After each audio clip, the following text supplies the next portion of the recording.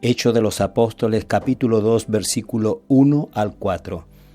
Todos los creyentes se habían reunido para pasar juntos el día de Pentecostés. De repente vino del cielo un estruendo, como si se hubiera desencadenado una gran tempestad de viento que llenó toda la casa donde estaban alojados, y se le presentaron como lenguas de fuego que se iban repartiendo, y cada una de ellas se posaba sobre un discípulo. Entonces el Espíritu Santo inundó a todos. Tal vez no sea muy afortunado que hablemos tan a menudo de lo que sucedió en Pentecostés como la venida del Espíritu Santo. El peligro es que pensemos que el Espíritu Santo empezó a existir entonces, y eso no es cierto.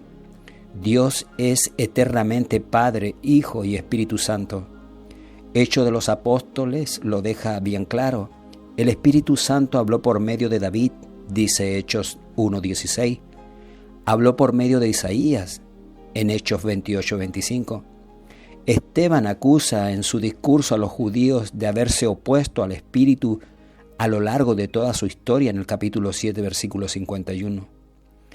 Ahí vemos que el Espíritu Santo es Dios revelando su verdad y su voluntad a los hombres en cada generación. Sin embargo, al mismo tiempo, algo especial sucedió en Pentecostés. A partir de Pentecostés, el Espíritu Santo es la realidad dominante en la vida de la iglesia primitiva. El Espíritu Santo es la fuente de toda dirección. Es el Espíritu el que mueve a Felipe a ponerse en contacto con el eunuco etíope según Hechos 8:29. El que prepara a Pedro para recibir a los emisarios de Cornelios en Hechos 10:19.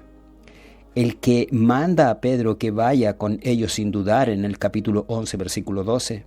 El que inspira a Ágabo para que se anuncie el hambre que se avecina en el capítulo 11, versículo 28. El que ordena que aparten a Bernabé y a Saulo para que lleven el evangelio a los gentiles en el capítulo 13, versículos 2 y 4.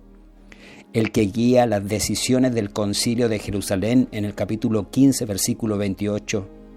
El que guía a Pablo a través de las provincias romanas de Asia, Misia, Bitinia, a Troas y de allí a Europa en Hechos 16:6. El que le dice a Pablo lo que le espera en Jerusalén en el capítulo 20, versículo 23.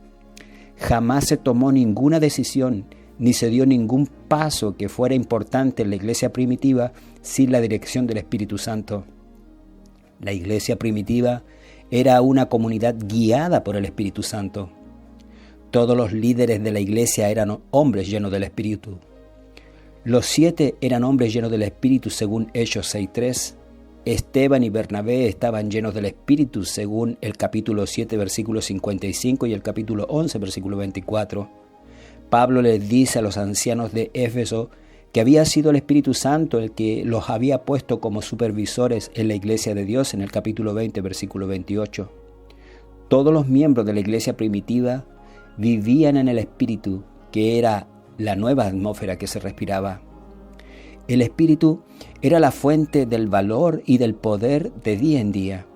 Los discípulos habían de recibir poder cuando viniera el Espíritu Santo según Hechos 1:8. El poder y la elocuencia de Pedro ante el Sanedrín eran el resultado de la obra del Espíritu según Hechos 4:31. La victoria de Pablo sobre Elimas en Chipre es obra del Espíritu Santo, capítulo 13, versículo 9.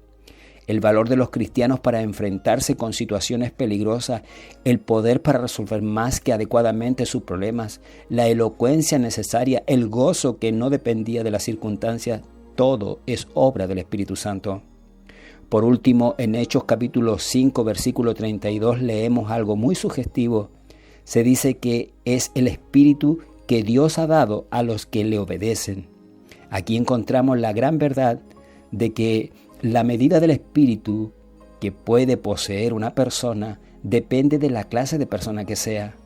Quiere decir que el que sinceramente trate de hacer la voluntad de Dios experimentará más y más la dirección y el poder del Espíritu, que el vivir la vida cristiana lleva consigo su propio poder.